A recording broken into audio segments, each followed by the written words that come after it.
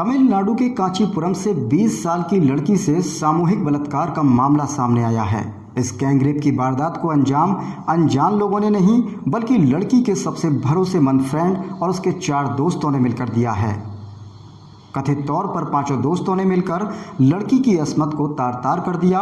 मामले में ये भी खुलासा हुआ है कि नौकरी लगाने के बहाने लड़की के बॉयफ्रेंड और उसके 4 दोस्त उसे अपने साथ लेकर गए थे और रास्ते में कार के अंदर इस घटना को अंजाम दिया गया।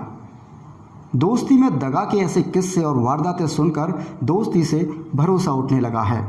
समाज में आज भी ऐसी कई घटनाएं और वारदातें रोजाना घटित होती हैं जिसमें दोस्त दोस्त के साथ दगा करते हैं और दोस्ती के रिश्ते को दागदार करने के साथ ही भरोसे को नीलाम भी कर देते हैं। ऐसी वारदातों को सुनने के बाद सहज ही किसी पर यकीन करना बहुत मुश्किल हो गया है। दोस्तों में भरोसा टूटता नजर आने लगा है और ख़ासकर गर्लफ्रेंड बॉयफ्रेंड के मामले में तो और भी जल्दी टूटता नजर आता है।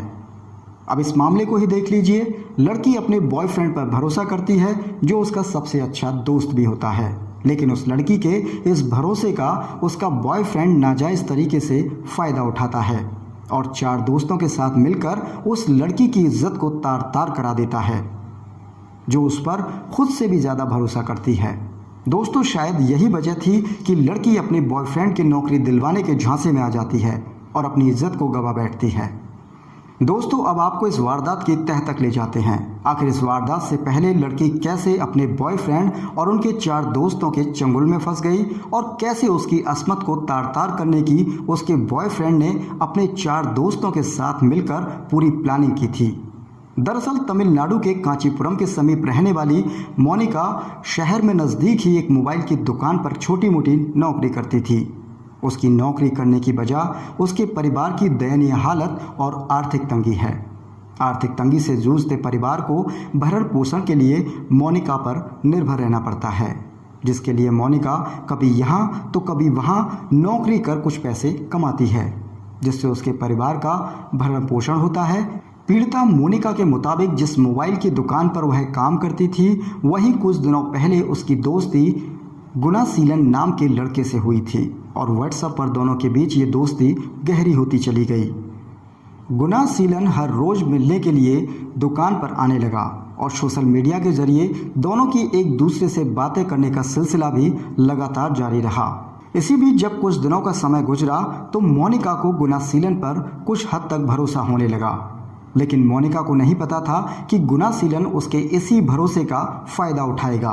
उसके दिमाग में जो प्लानिंग आने लगी थी, गुनासीलन उसको अमली जामा पहनाने में जुट गया। गुनासीलन ने मोनिका की मुलाकात अपने एक और दोस्त से करवाई, लेकिन गुनासीलन उस दोस्त के साथ मिलकर मोनिका के साथ गलत करने की प्लानिंग पहले ही कर चुका था और इस प्लानिंग को सफल करने के लिए गुनासीलन और उसके दोस्त ने मोनिका को भरोसा दिलाया कि वह इसे किसी अच्छी प्राइवेट कंपनी में नौकरी दिला देंगे, जिसके लिए उसे उनके साथ कंपनी चलना पड़ेगा। मोनिका पहले से ही आर्थिक तंगी का सामना कर रही थी। जेब खर्च के पैसे बचा पाना भी उसके लिए बहुत मुश्किल हो गया था। उसे लगा कि उसका बॉयफ्रेंड गुनासीलन उसे एक अच्छी कंपनी में नौकरी दिला देगा तो उसके परिवार की माली हालत थोड़ी सुधर जाएगी। मीडिया रिपोर्ट्स के मुताबिक पिछले 8 सितंबर को गुनासीलन उस मोबाइल की दुकान के पास अपनी कार लेकर पहुंचता है जहां मोनिका काम करती थी और कांचीपुरम जाने के लिए मोनिका को कार में बिठा लिया जाता है। नौकरी लगने की खुशी में मोनिका हंसी खुशी अपने बॉयफ्रेंड के साथ कार में बैठ जाती है और यही मोनिका की सबसे बड़ी गलती होती है।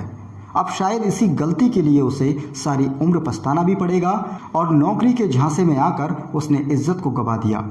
पहाड़ सरीखे इस दर्द को झेलना और सारी उम्र इसके साथ ज़िंदगी को व्यतीत करना कहीं ना कहीं मोनिका के लिए बहुत बड़ी चुनौती बन गया है। गुनासीलन कार को कांचीपुरम में स्थित एक फार्म हाउस की तरफ लेकर चल पड़ता है, लेकिन इससे पहले उसने रास्ते में सॉफ्ट ड्रिंक में नशीला पदार्थ मिलाकर मोनिका को पिला दिया था, जिसके कुछ देर बाद मोनिका कार में बेहोश हो गई और यहाँ से शुरू होती है गुनासीलन के हैवान बनने की असली दास्तां। गुनासीलन ने अपने 4 दोस्तों को बुलाया और कार में ही पीड़िता के साथ गैंगरेप की घटना को अंजाम दिया। जब मोनिका को होश आया तो उसने वहां से भागने की कोशिश भी की और अपने पैरों से कार की खिड़की को तोड़ने की लगातार कोशिश की, खिड़की तोड़ने के प्रयास में उसके पैर जख्मी हो गए। कार में हलचल देखकर वहां मौजूद कुछ लोगों का ध्यान कार की तरफ गया और जब लोग कार की तरफ आगे बढ़ने लगे तो गुनासीलन और उसके 4 दोस्त जो उस कार के अंदर मौजूद थे घबरा गए। गुनासीलन ने कार को स्टार्ट किया और चेन्नई बेंगलुरु हाईवे की तरफ दौड़ा दिया। लोगों को पीछे आता देख पांचों लोग मोनिका को कार से हाईवे पर फेंककर मौके से फरार हो गए, जिसके बाद लोगों ने पुलिस को सूचना दी। स्थानीय लोगों की मदद से मोनिका को कांचीपुरम के सरकारी अस्पताल में भर्ती करा दिया गया। घटना सामने आने के बाद कांचीपुरम के पुलिस अधीक्षक ने आरोपियों को तुरंत पकड़ने और मामले की जांच के लिए स्पेशल टीम का गठन किया है।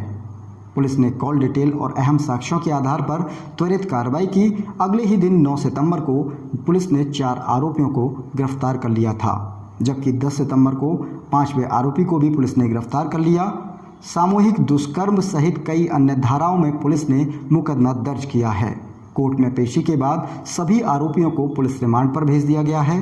पुलिस अब आरोपियों से लगातार कड़ाई से पूछताछ कर रही है। हालांकि घटना की कड़ियां 5 लोगों के और किसी मामले में जुड़े होने की ओर भी इशारा कर रही हैं, जिसकी तह तक जाने में पुलिस जुटी है। इस वारदात को सुनने के बाद दोस्तों आपके मन में दोस्ती को लेकर कई तरीके के सवाल आ रहे होंगे। आप उन सवालों को सीधे हमारे साथ शेयर कर सकते हैं, जिसके लिए आप हमारे कमेंट सेक्शन में जाकर कमेंट कर सकते हैं।